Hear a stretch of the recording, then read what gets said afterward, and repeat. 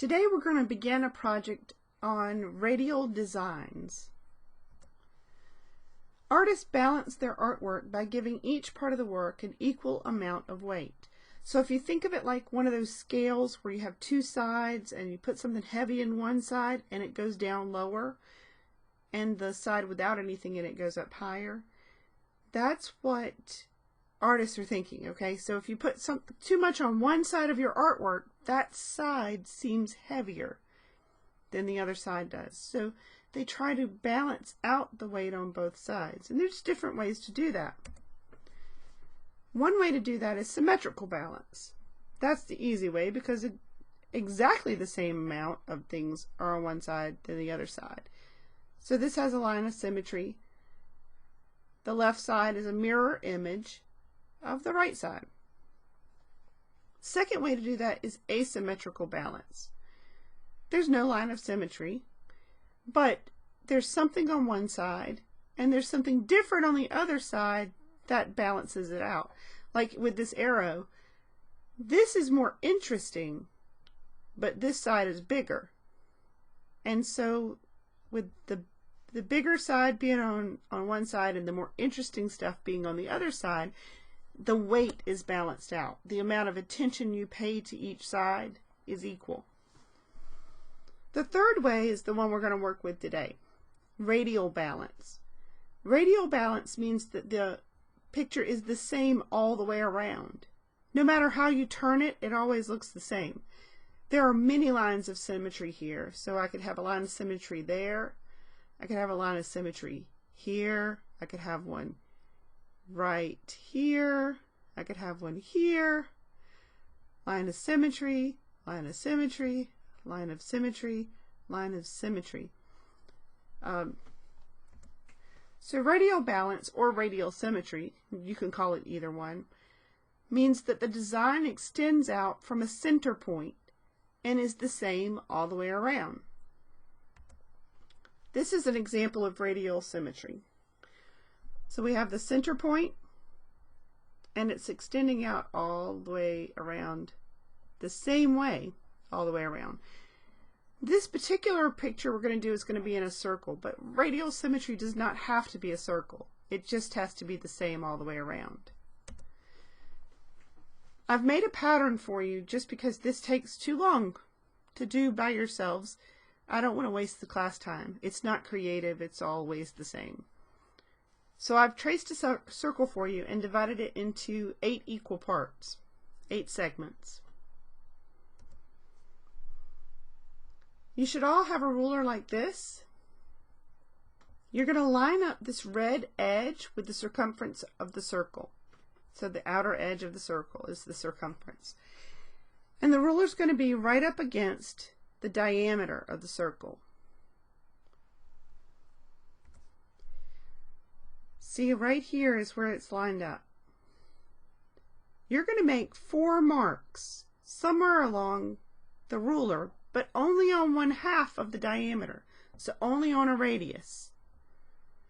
Pick one radius, mark 4 places on the ruler. Don't worry, the pencil will come off the ruler. Don't do it with pen. Well, I could probably get it off in pen too, but it's better if you do it with pencil.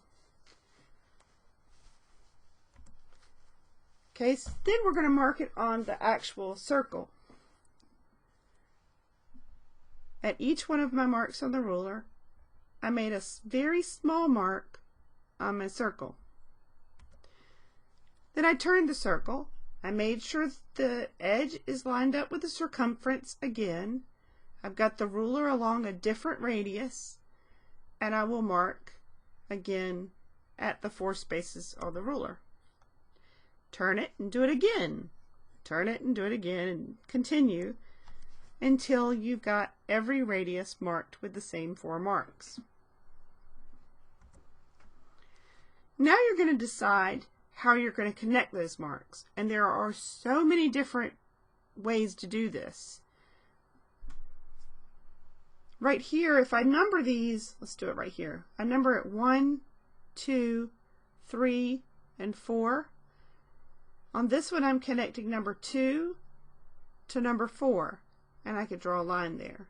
And then I would do the same thing here, 2 to 4, 2 to 4, all the way around. Or I might decide I want to connect number 4 to number 3. And I would do the same thing, 4 to 3, 4 to 3, 4 to 3. Right here, I'm connecting number 2 to number 2. This would make like an octagon around the edge, connecting all the number 2s. Here I'm doing a number 1 to number 2. Alright, so I decided to do number 3 to number 1. I just picked randomly. It doesn't really matter. It's going to make a cool design no matter what, as long as you do the same thing all the way around. But you do have to focus on this to make sure you're getting the right marks connected. So there's number 3 connected to number 1. Now I turned it. Here's the line that I just drew. I turned the circle and connected the next number 3 to number 1. So that's what it looks like now. I added another one, connected another number 3 to number 4, to number 1, sorry. And here's what my design looks like when I'm finished. Okay, I wrote my name on my paper so that you could see how, as the paper turns, my name is going to look differently, but the design itself is going to be the same. Now my name's right side up, but the design is exactly the same.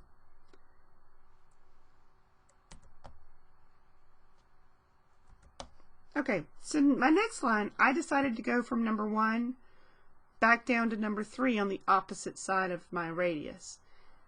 Please don't do exactly what I am doing. You should come up with your own way to connect these. It should not be exactly like mine. I'm going to take off points if at the end of the project yours looks exactly like mine looks at the end of the project, because I want you to be creative. Try some different things. Connecting number 1 to number 3, and then I end up with this, and I've got this cool star in the middle. Next, I'm connecting number 1 to the circumference of the circle at the top of the radius. And I do that same thing, number 1 to the circumference, number 1 to the circumference, all the way around. Because it has to be the same all the way around. Now I decided to go from number 4 to number 3. So I did this all the way around. Notice how if I just do it in one direction, like I did here, it has like a ninja star kind of look to it. Same thing in the middle. It's just in one direction. Looks more like a ninja star. If I do it in both directions, then I get more of a regular star look. Right in the middle, I decided to get a regular star look, so I'm going from number 3 back down to number 4. And then see, I've got this star instead of the ninja star look. Next, I decided to go from number 1 to number 2. So I did that all the way around, but this little bit right here is distracting to me. I don't like how it's dividing up my stars. I want it to appear more like it's overlapping. So it's this little line right there. So I'm going to erase those. And that's what it's going to look like. Instead of looking like this, it's going to look like this. So it's going to appear to go behind my star. I like that better. You can choose to erase any of the lines that you don't like, as long as you erase that line all the way around. So I erased that line here, I erased it there, up at the top, on the other side, down at the bottom. Okay, so whatever you do, you have to do it all the way around. Alright, so here's my finished picture. Notice how, as my name turns, my design stays exactly the same. Now we're going to start coloring. So I decided to do the center yellow. You can choose any colors you like. I'm not going to make you go with a specific color scheme. But whatever you color, you have to do the same thing all the way around. So I've got yellow in this little kite shape. So I have to color yellow in all of them. Then I've got orange in this little kite shape. So I color orange in all of them. Now a tip for coloring. Outline the shape first with the marker. That gives you a little barrier where when you're coloring in, you can go into this orange line and stop rather than trying to color the white area without the outline and accidentally going into the yellow or leaving a little white edge around the shape, which neither one of those will look good.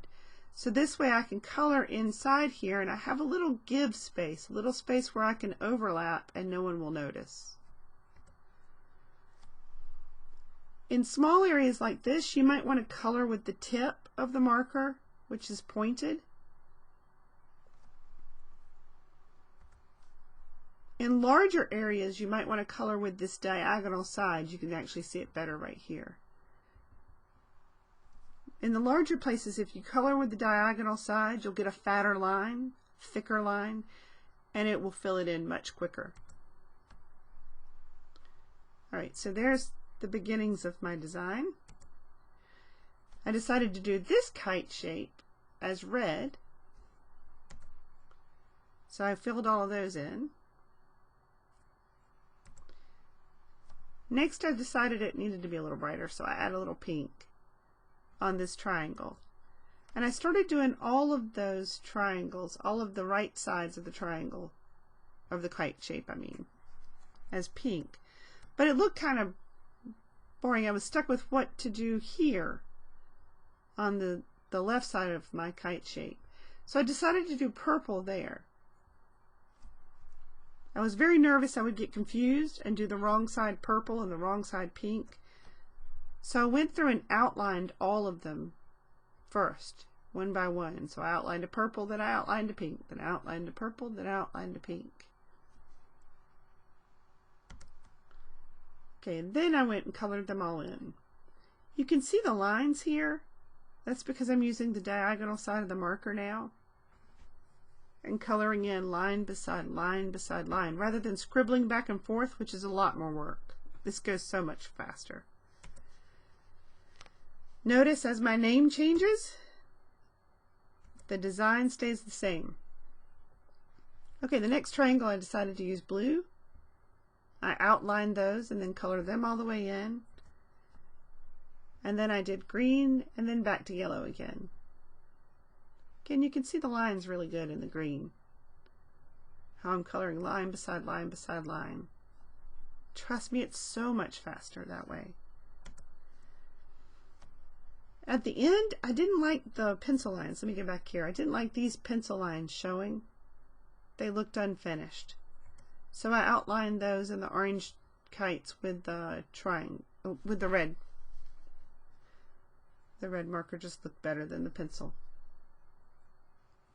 I also went through and outlined this line with the purple, just because it seemed to connect these two a little bit better. So that's another thing you can think about. But if I outline this one, I've got to outline this one, and this one, and this one. It has to be the same all the way around. So here are some other examples. These were done by students. They are all different, which is wonderful. But they're all done with the same, they all started out with the same sheet you're starting out with. This one, she decided to add a pattern inside of her triangles, and she added it all the way around, so it works really well. She decided to add some wavy lines on the edge of this. They're not exactly radial symmetry, but at least she did add wavy lines all the way around. This one, they decided to stick with a cool color scheme. I think that worked really well. Notice how the lighter colors come towards you and the darker colors seem to recede. They go backwards.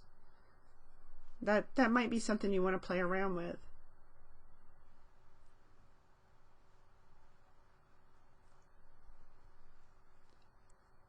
All right, a quick review. What kinds of balance are we using today? Or what kind of balance are we using today on these drawings?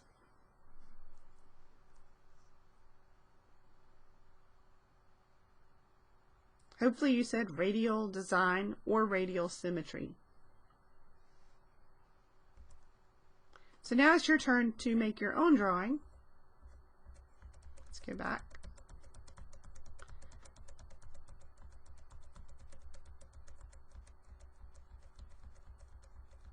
Make sure that when you're lining up ruler in your form, make sure that you get that up at the end. This always to be on the circumference. If you change and you go to this edge, your marks are not going to be in the same place all the way around. This is the easier one to see because of the rounded edge here. So keep that on the circumference. Do one radius at a time. All right, and have fun with it. You will be graded on the neatness of your design, as well as whether the drawing is radial and the colors are radial. All right, have fun.